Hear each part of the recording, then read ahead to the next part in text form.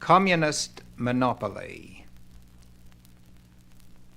What's wrong with communism? There are many things wrong with communism, but one of these is the monopoly of power that the Communist Party takes and the consequent reduction of the entire population to the obedient servants of communism, in effect slaves.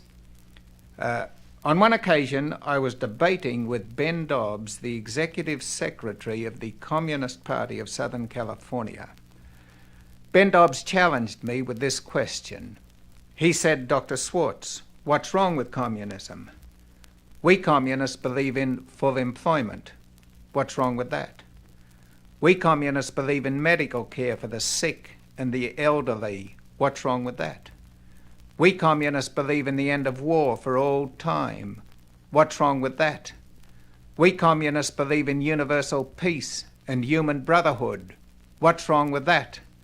Then he turned to me and he said, "Don't you agree with these things, Dr. Schwarz?" That question was quite a challenge, because who can be against full employment and for unemployment? Who can look with complacency upon old people who are ill and uncared for? Who can survey the carnage and horror and slaughter of war with pleasure? Who can support discrimination and bigotry? And if communism is against these things, surely there's some good in it. I thought as fast as I could. Then I said, "This reminds me of the mackerel swimming by off the coast, and floating towards it, it sees a beautiful bit of fish. It says to itself, 'High protein content.' What's wrong with that? Delicious aroma. What's wrong with that? Highly nutritious. It will build splendid fish tissue. What's wrong with that? Just the right size. I can take it in one gorgeous mouthful. What's wrong with that?" I said, "What's wrong with it is the hook in it. And what's wrong with communism is the hook of monopoly and dictatorship that is buried within the bait of these good things that you have presented. Because communism is monopoly.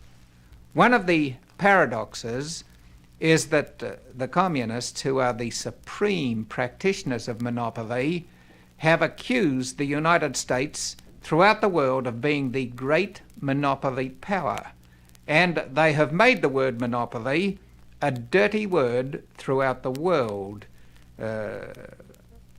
I was talking once with Dorothy Healy, the chairman of the Communist Party of Southern California, and she said to me, "But what about the dreadful monopolies in America?" I looked at her for a moment.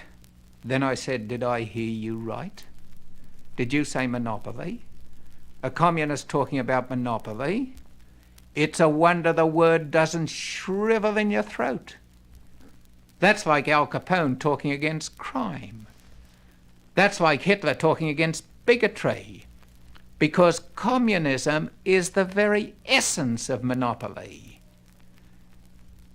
It is a political monopoly. There is one political party and one only, the Communist Party, and the Communist Party monopolizes political power.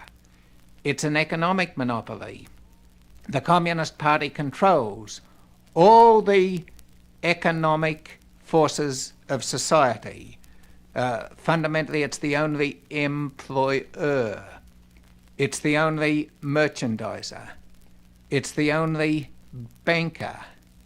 It controls all trade, both domestic and foreign.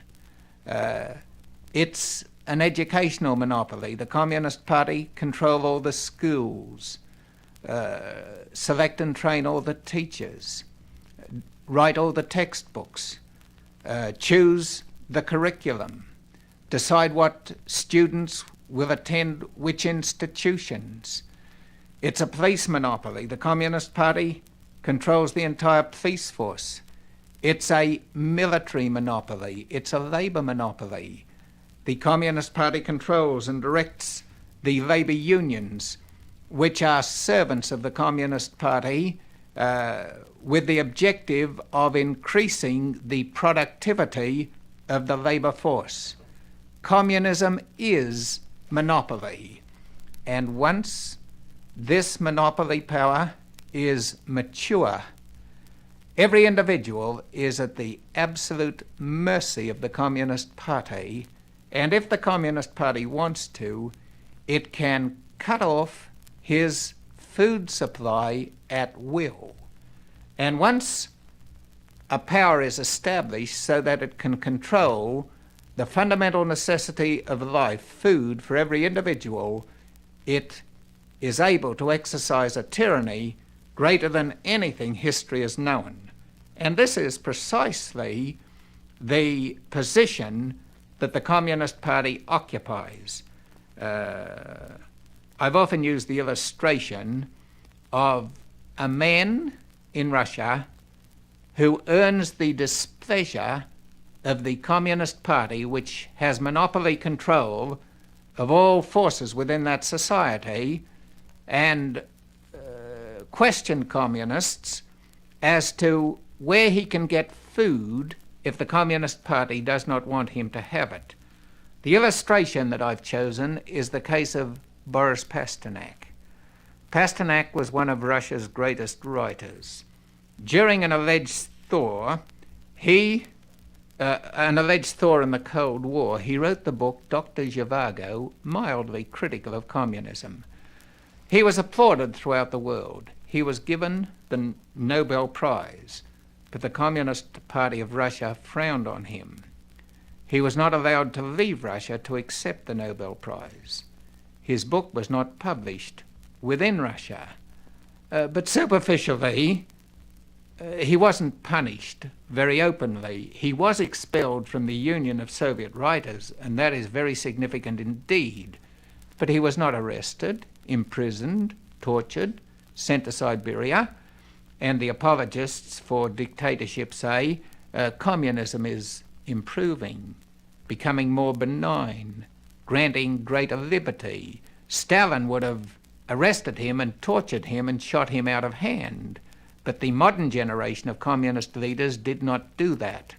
No, they didn't. But what did they do? Well, I don't know. At least I can't prove it. But 12 months later, we're told that Pasternak became ill and he died, allegedly of cancer of the lung. I have a question that I have put to many communists, but never have I been able to secure a satisfactory answer. My question was this: did Pasternak starve to death?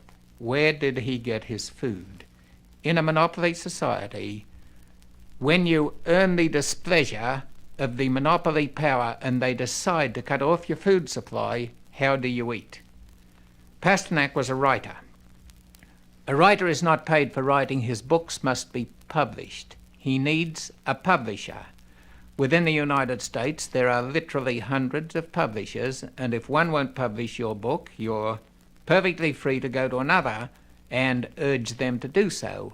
But within the communist system, there is basically one publisher.